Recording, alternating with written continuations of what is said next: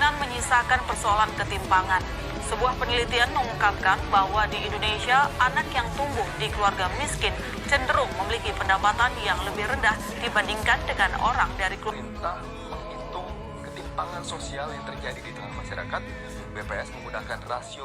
Halo teman-teman, perkenalkan nama saya Jenny Maria dengan NIM 24607029. Saat ini saya akan membahas materi tentang kemiskinan dan ketimpangan sosial.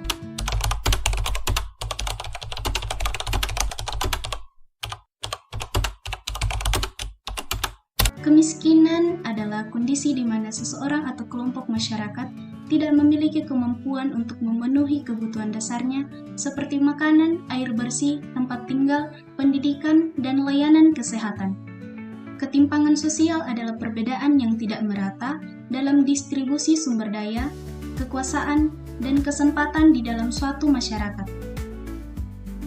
Meskipun pemerintah telah melakukan berbagai upaya untuk mengurangi kemiskinan dan ketimpangan, tetapi kenyataannya masih banyak warga yang hidup dalam kondisi yang sulit dan tidak merata. Salah satu fakta yang mencolok tentang kemiskinan di Indonesia adalah angka kemiskinan yang cukup tinggi. Data Badan Pusat Statistik atau BPS menunjukkan bahwa tingkat kemiskinan di Indonesia mengalami penurunan dalam satu dekade terakhir. Pada Maret 2024, tingkat kemiskinan mencapai 9,03% dengan jumlah penduduk miskin 25,22 juta orang. Pemerintah menargetkan penurunan kemiskinan sebesar 6,5 sampai 7,5% dalam Rencana Pembangunan Jangka Menengah Nasional 2020 sampai 2024. Namun, angka kemiskinan pada tahun 2023 masih berada di angka 9,36% sehingga belum mencapai target. Ada perdebatan mengenai keakuratan data kemiskinan karena garis kemiskinan yang digunakan dianggap terlalu rendah. Beberapa ahli seperti Prof. Dr. Sri Mulyani Indrawati, Menteri Keuangan Republik Indonesia, berpendapat bahwa jika standar garis kemiskinan dinaikkan, angka kemiskinan di Indonesia akan jauh lebih tinggi.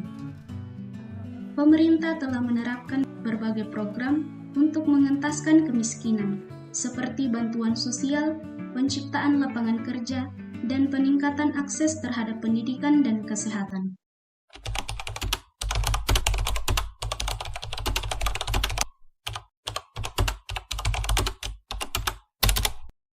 Menurut BPS, ketimpangan sosial di Indonesia diukur menggunakan Gini rasio.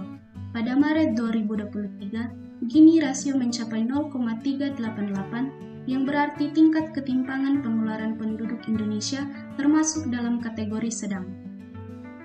Ketimpangan terjadi dalam berbagai aspek seperti pendapatan, kekayaan, akses terhadap pendidikan, dan kesehatan. Kesenjangan antara kelompok kaya dan miskin di perkotaan lebih tinggi dibanding di perdesaan.